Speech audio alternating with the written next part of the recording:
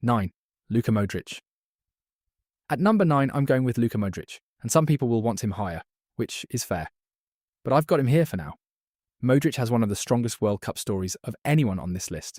He took Croatia to the 2018 final, won the Ballon d'Or that same year, and for a while it genuinely felt like he might pull off one of the greatest international runs we've ever seen.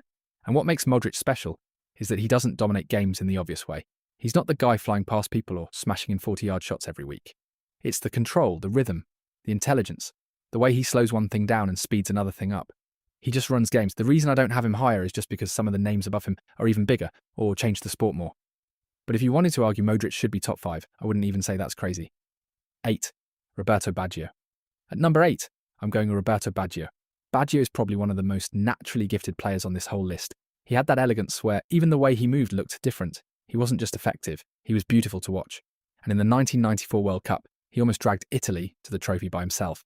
That's the brutal part of Baggio's story. Most people immediately think of the missed penalty in the final against Brazil. And yeah, that moment is obviously massive. It's one of the most iconic and painful moments in football history. But what gets lost is how unbelievable he was before that.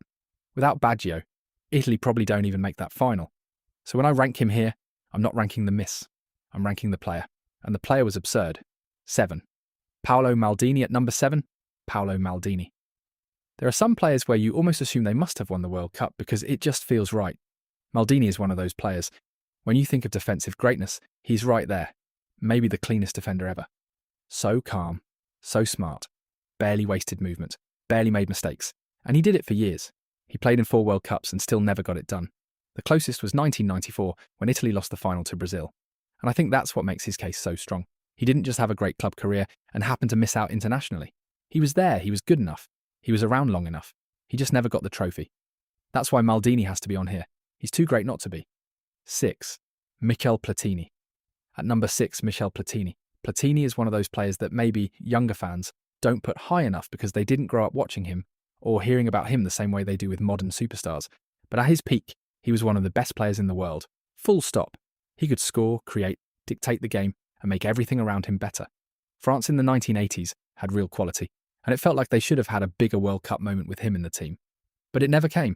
The closest they got was 1986 when they reached the semi-finals. And that's kind of the story with Platini.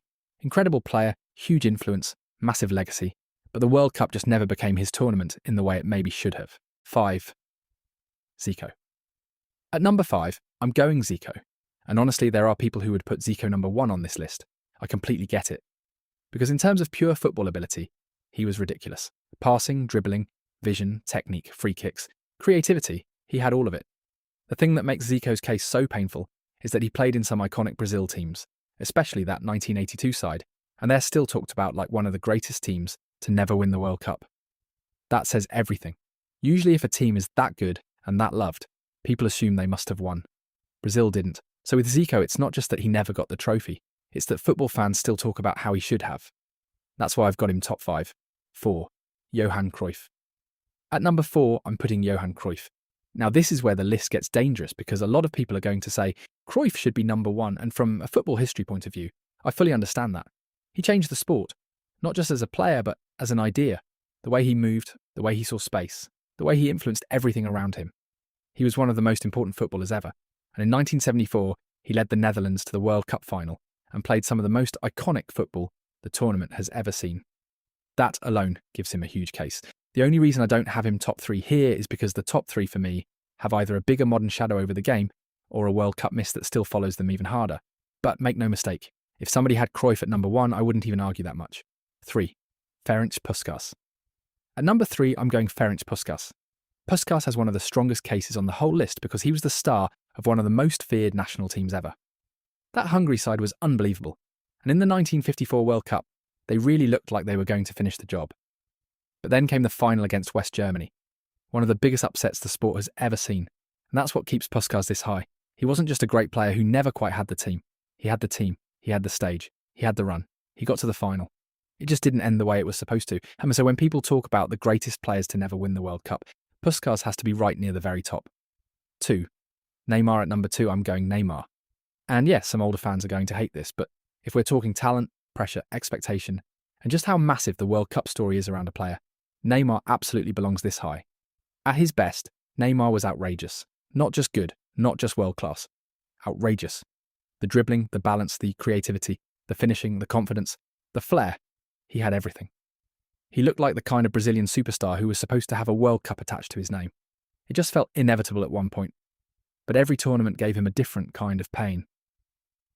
2014 ended with injury, right when Brazil were heading into the most emotional part of the tournament. 2018 didn't go the way people expected. 2022 felt like maybe the last great shot, and then it ended in heartbreak again.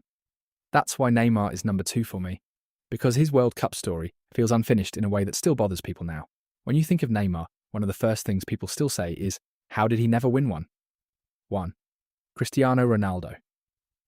And at number 1, I'm going Cristiano Ronaldo.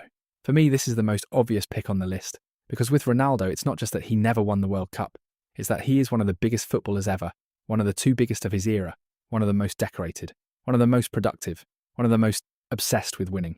And still the World Cup is the thing missing. That's what makes it so huge. He gave Portugal nearly 2 decades of elite international football. He went into tournament after tournament, carrying expectation that almost nobody else in football has ever had to carry. He won the Euros, he won the Nations League, he delivered big moments, iconic goals, iconic campaigns, but the World Cup never happened. And when a player is that big, the missing trophy feels even bigger. There are players below him on this list who may have been more artistic, as some people might prefer Cruyff stylistically, some people might prefer Neymar at his peak, some people might prefer Zico from a pure football romantic point of view. But in terms of greatness, scale, pressure, and how massive the missing World Cup feels, I think Ronaldo has to be number 1.